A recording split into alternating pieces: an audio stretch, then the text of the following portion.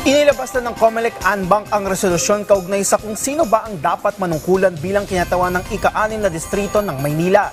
At usapin naman sa pag-upo ni dating Pangulong Duterte bilang nanalong alkalde ng Davao City, sinagot na rin ng COMELEC. Ang detalye sa report ni Luisa Erispe. Nagsimula na ang termino ng mga bagong halal na opisyal ng gobyerno sa buong bansa. Pero ang Commission on Elections may inihabol pang resolusyon para sa isang kongresista. Inilabas ng COMELEC Anbank ang resolusyon hinggil sa cancellation ng Certificate of Candidacy ni Luis Joey Chua Uy. Si Uy ang nanalong kongresista sa ika-6 na distrito ng Maynila nitong 2025 election.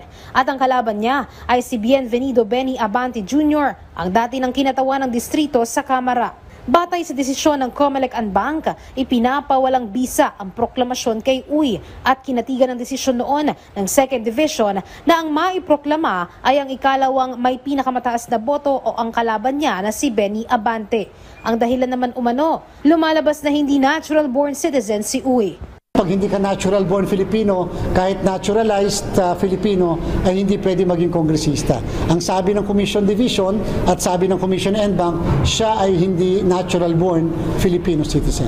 Pero ang tanong, sino na ang talagang dapat umupo bilang representative ng ika-6 na distrito? Si Abante nga ba na ipinapaproklama ng COMELEC o si Uy na naiproklama na?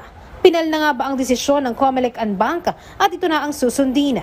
Ang sagot lang ng COMELEC, ang importante lang at least bago matapos ang 30 ng Hunyo na desisyon na ng COMELEC yung bagay na yan, and therefore kung paano ito maipapatupad o hindi maipapatupad ay tingnan natin yung susunod na mangyayari dyan. Dahil naman inilabas ang desisyon bago ang June 30, 12:01 ng tanghali. Base sa rules ng COMELEC, may 5 araw pa bago ito maisa pinal at maglabas ang Certificate of Finality ang poll body. Ang Kamara na o ang Korte Suprema ang magdidesisyon sino ba talaga ang uupo sa pwesto.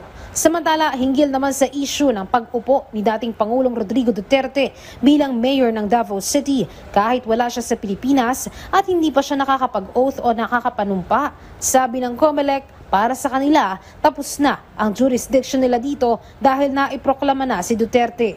Nasa DILG na umano ang bola kung sino ang hahalili sa pwesto ni Duterte habang hindi pa siya opisyal na nakakaupo. Ang jurisdiction po ay wala na sa amin.